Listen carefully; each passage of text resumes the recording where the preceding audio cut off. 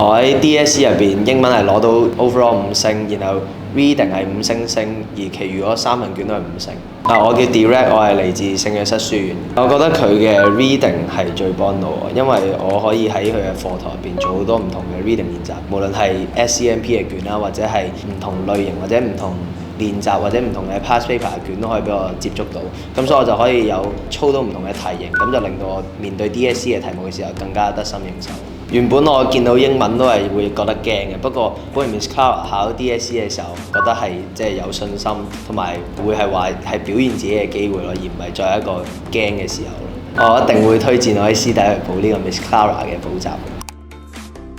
我會話，好似我哋學校嘅狀元咁講啦，你唔好當你啲同學係一個敵人，你當佢哋係一個一齊進步嘅朋友咁樣，大家一齊互相幫助就一定會高分。